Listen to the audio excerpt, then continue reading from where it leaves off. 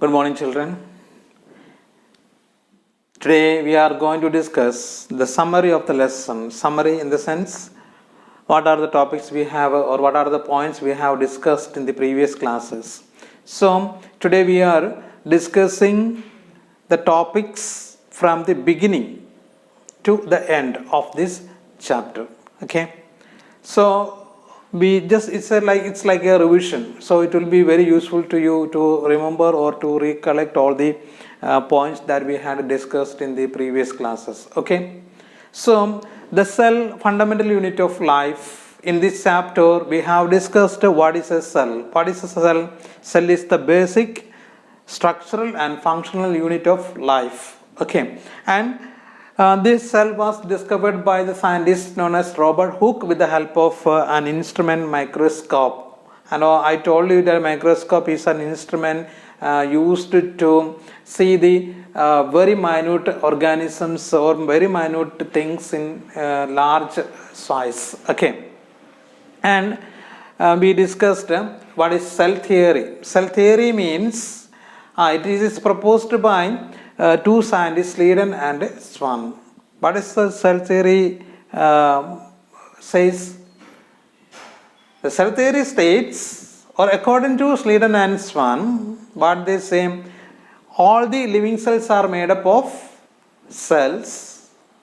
Cell is the basic and structural unit of life. Then the newly produced cells are arised from the pre-existing cells or from the older cells. This is what the cell theory states. Okay. Next we discussed all the cells are present in different types of cells are present in organisms and living organisms. We can see in plants cells are there, in animals cells are there, in very minute organisms like amoeba, bacteria, or they all are made up of cells. Okay, very large animals, very large plants, very big trees, all those living organisms are made up of cells. That is what we discussed. Then, based on the number of cells, the organisms are classified. What are they? Unicellular organisms and multicellular organisms. Right? Unicellular organisms means what? Those organisms are made up of only single cell. Means like amoeba, bacteria, etc. They do not have more than one cell. All the functions in their body takes place within the cell. Nutrition, excretion, like this, many activities, digestion, many activities takes place in a single cell, so that they are called unicellular organisms. Example, amoeba or bacterium. Then we can see some other organisms are made up of more than one cell, maybe two or many or thousands or millions of cells. Those organisms are called what? Multicellular organisms. Almost all the higher level organisms are made up of what? More than one cell, like plants, animals, birds, all are. These are some of the examples for multicellular organisms. Okay. Next we discussed, based on the presence or absence of the nuclear membrane, the cell can be categorized into two. What are they? Prokaryotic cells and eukaryotic cells. What are called prokaryotic cells? Prokaryotic cells are the cells having a nucleus without a nuclear membrane. What is nuclear membrane? Nuclear membrane means it is the outer covering of the nucleus. We know in each and every cell there is a nucleus. In the nucleus there are many contents that we will discuss, but this nucleus is covered by the membrane, an outer covering it has. So in some cells they do not have such a covering over the nucleus. There is no nuclear membrane. Nuclear membrane is absent. Such cells are called what? Prokaryotic cells. Like bacteria. Bacteria is an example. They do not have a well defined nucleus or nuclear membrane. So that nuclear membrane is absent. So we can say that bacteria is an example for a prokaryotic cell. Then eukaryotic cells means the cells which are having a nucleus with an outer covering, with nuclear membrane, an outer membrane is covered. So such cells, they have a nucleus and nucleus is covered with a membrane. Such nucleus are present in the cells. Those cells are known as one eukaryotic cells. Almost all the cells like animal cells or plant cells are examples for what this eukaryotic cells. Okay. Next we discussed the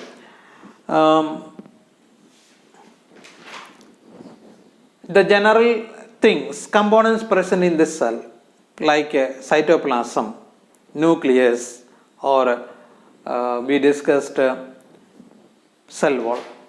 Cell wall, you know, it is the boundary of the cell which protects the cell from external shocks, which gives mechanical strength to the cell. And this cell wall is made up of cellulose. Cell wall is made up of cellulose. That also we discussed. The cytoplasm, it is the fluid content in the cell. Cytoplasm is the fluid content in the cell. In this fluid, many materials are there. Many materials, like including nucleus, many materials are present, many components are present in this fluid, and this fluid is known as one cytoplasm. And this cytoplasm helps for exchanging the materials also.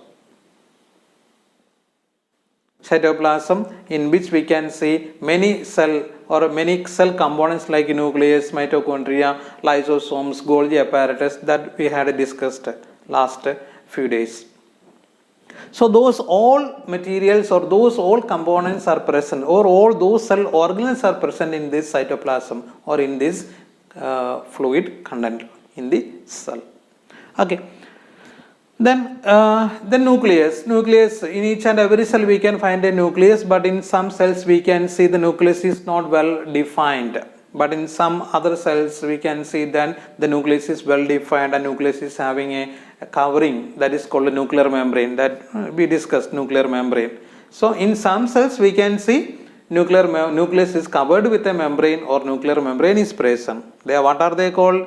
They are called eukaryotic cells. Okay. Then later we discussed what nucleus, what are the contents or what are the materials present inside the nucleus. Inside the nucleus, a content fluid is there, which is called a nucleoid. Then in this content, many materials are there, many rod or thread-like structures are present. Those thread-like structures are called what? Chromosomes. So in the nucleus, there is fluid content. In this fluid content, there are thread-like structures. They are called chromosomes. Then what are the chromosomes carry? Chromosomes carry what? The DNA. Chromosomes carry DNA. DNA means it's a genetic material. Genetic material that carry the informations or characteristics from one generation to next generation. Means suppose parents are there. They are having some characteristics, maybe tallness, or maybe the color, or something like that in every organism. Not only in human beings, in every organism, some characteristics they have. So all those characteristics from these parents are transported to the next generation through what? Through DNA. So DNA is the material, genetic material that carry what? The characteristics from one generation to next generation. And DNA, many cut pieces are there, and these segments are called genes, or cut segment is known as, or segment of DNA is known as one the genes. Then DNA, what is the full form of DNA? Deoxyribonucleic acid. So once again I say nucleus, which is present in the center or in the cell or in the cytoplasm. This nucleus is covered with most of the cells. Some of the cells they are having the nucleus which is covered with a membrane, nuclear membrane. And inside the nucleus there is a content, fluid content, and in which we can see many materials, thread-like materials. Those materials are called chromosomes. Okay, these chromosomes carry DNA. What are called DNA? DNA are the genetic materials that carry the characteristics from one generation to next generation. Okay, and the cut pieces of DNA are called genes. What is the full form of DNA? Deoxyribonucleic acid. Okay, that is about a nucleus. And nucleus is having an important role in the cell because it controls all the activities in the cell. All the activities, chemical activities, metabolic activities are controlled by the nucleus, so that the nucleus is known as what? The brain of the cell. The brain we know in animals we can see that brain controls all the activities. In the same way, the nucleus controls all the activities in the cell, so that the nucleus is known as what? The brain of the cell. Then we discussed there are some other materials which are present in the cell. They all together called cell organelles. So first we discuss there is a cell membrane, or which is known as a plasma membrane. Cell membrane or plasma membrane. Cell membrane or plasma membrane, which is an outer covering of the cell through which the materials are transported from the inner region of the cells to the outer region of the cell. So the materials are transported or transferred. And this transportation of materials or exchange of materials takes place by two processes. What are they? Diffusion and osmosis. What is diffusion? Diffusion means the movement of, or the spontaneous movement of, substances from a higher concentrated region to a lower concentrated region. Then what is osmosis? It is a spontaneous flow or spontaneous movement of substances from a higher concentrated region to lower concentrated region through a semi-permeable membrane. Here difference is then, first one, diffusion, in any medium it takes place. In air medium or in water medium it takes place, or in gases medium it takes place. The diffusion may takes place. Just from a highly concentrated region, the materials or substances may move towards the lower concentrated region in any medium. There is no semi-permeable membrane. There is less energy is used. But in case of osmosis, there is a semi-permeable membrane. It is also the movement of materials from a high concentrated region to lower concentrated region. But the difference is that it takes place only in liquid medium. It takes place only in liquid medium. Second difference, it needs what? This process needs much energy. Third thing then, there is a permeable membrane. So the materials are transported through a semi-permeable membrane. So what is the problem here? Only the selected materials may move from this concentrated region to lower concentrated region. So only the selected materials are transported. So that this plasma membrane or cell membrane is also known as what? Selectively semi-permeable membrane. Selectively semi-permeable membrane. Examples for such a semi-permeable membrane, egg. Inside the egg there is a white colored layer we can see. When we open the shell of the egg, we can see that there is a white, very thin white membrane we can see. It's an example for what? Semi-permeable membrane. So like this, in living cells there is cell membrane or plasma membrane. They are acting as what? Selectively permeable membrane. Okay.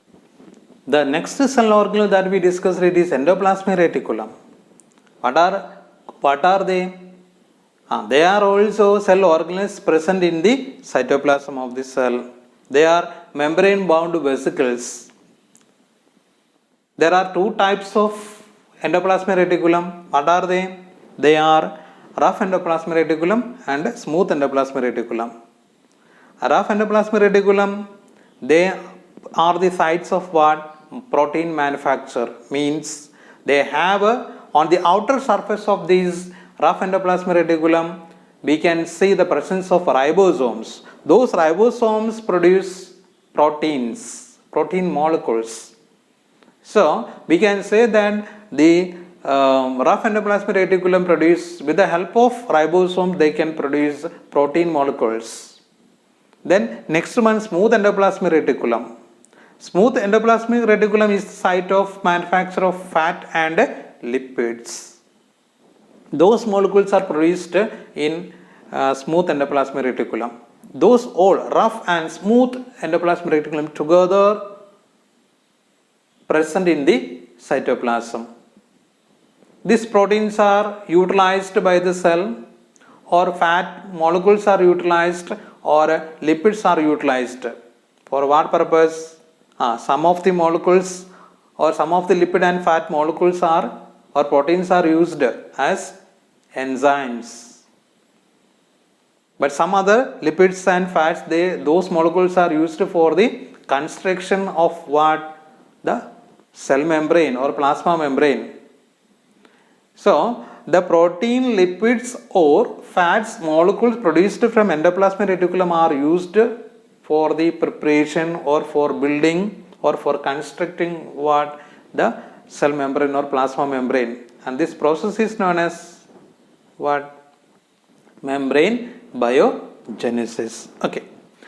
Then after that we discussed the Golgi apparatus. Golgi apparatus is another cell organelle which is present very close to endoplasmic reticulum.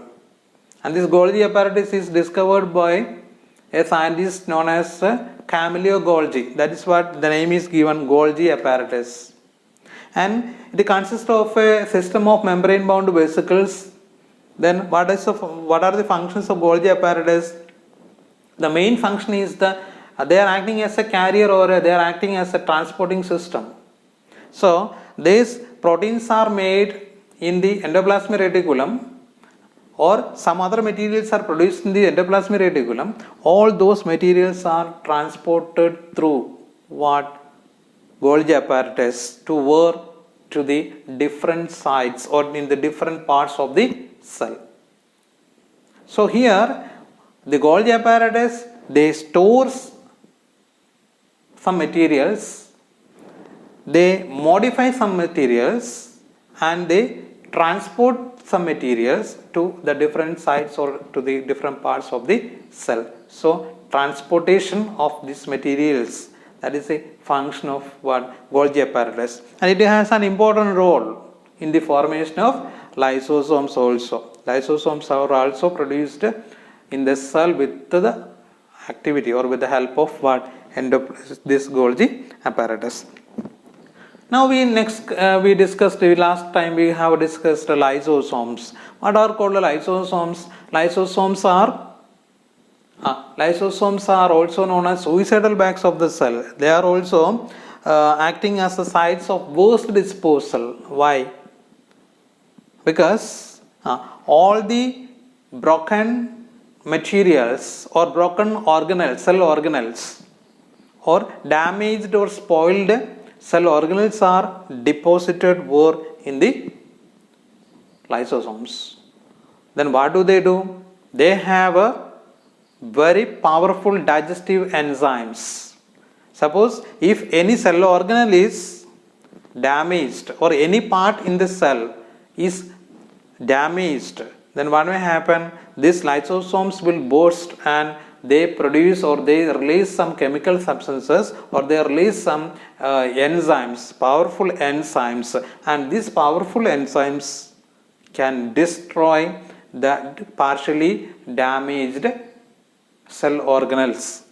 Sometimes what may happen, these lysosomes may burst out and these powerful enzymes may digest the complete cell, its own cell.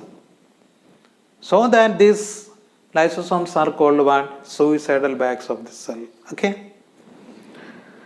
Now after that we discussed mitochondria.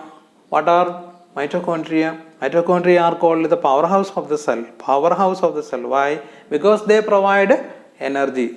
They provide energy to the cell for what? For performing many activities in the cell, like chemical reactions, many metabolic activities. For all these purposes, cells need energy. This energy they get from where? Mitochondria. Then in mitochondria, this energy is stored in what form?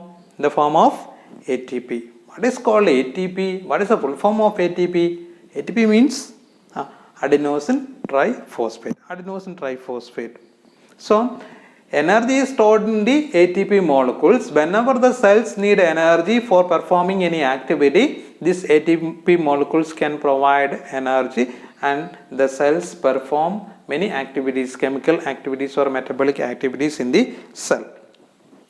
And I told you the energy is stored in the form of ATP molecules. So, in the mitochondria, these ATP molecules are present. Those ATP molecules store energy. So that this ATP is known as the energy currency of the cell. Energy currency of the cell. Okay. And mitochondria, it has two covering. An outer covering and inner covering. Inner means inner foldings are there. Inner foldings are there. So that a number of ATP molecules can be accommodated in this mitochondria. And this mitochondria, they have their own DNA, they have their own ribosomes. So that with the help of ribosomes, they can produce what? Their own proteins. They do not depend on any other cell organelle for getting what? Proteins. They have their own DNA genetic material, or they have their own protein or their own ribosome, so that they can produce proteins. That's about mitochondria. Then we discussed plastids. So what are called plastids? They are present only in plant cell. Plastids are present only in plant cell. In animal cell, plastids are absent. And these plastids, there are two types of plastids. What are they? Leucoplast and this chromoplast. Leucoplast, they are colorless plastids. Colorless, no color is there. But leucoplast store many things. They store many things, many materials such as starch, oil and protein granules. So those all materials are stored in these plastids. But some plastids are there, they are having what? Chlorophyll. What is chlorophyll? A green pigment which gives green color. So chlorophyll, if chlorophyll is present in these plastids, then they are called what? Chloroplast. They are called chloroplast.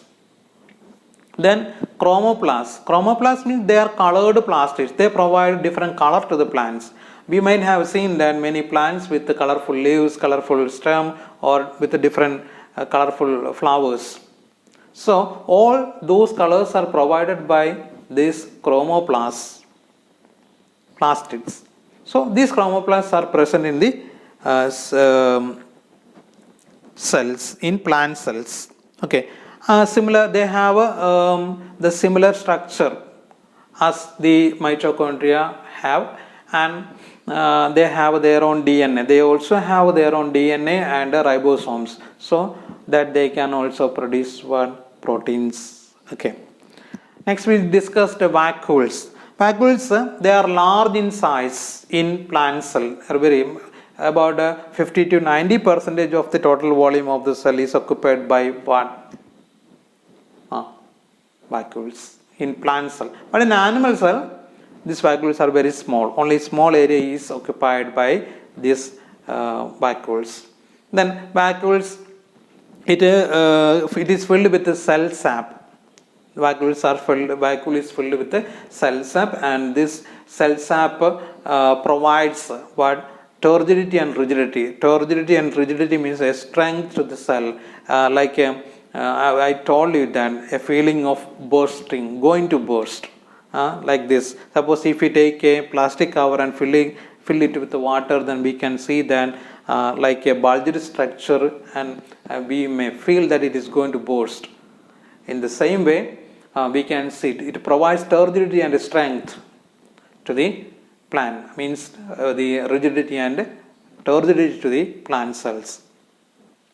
And this vacuoles contain many materials, mainly amino acids, then sugars and various organic acids and proteins are present. So amino acids are present, sugar is present, then proteins are present, then different or various organic substances are present in this vacuoles. Okay. And in unicellular organisms, what vacuoles, they help in many ways. Food vacuole is present, mainly in amoeba and food vacuole is present. This food vacuole help them to capture the food and also to digest the food. So along with the water, they can get or they can absorb the water. This food is taken into the food vacuole, where the breaking down of food material takes place and digestion takes place, means nutrition takes place in the food vacuole. And the excretion means the waste materials are produced there, those materials are expelled out along with the water. In this way they are very useful, means in unicellular organisms the vacuole is present and which are very helpful for digesting the food and also to expel excess water and the waste materials from them. All these things we discussed in this chapter, and I think you have understood everything. So next day we will meet with the new chapter. So you have to complete your notes, study well, and do your work properly. So today it is time to wind up. So next time we will see. Till then, bye. Thank you. Have a nice day.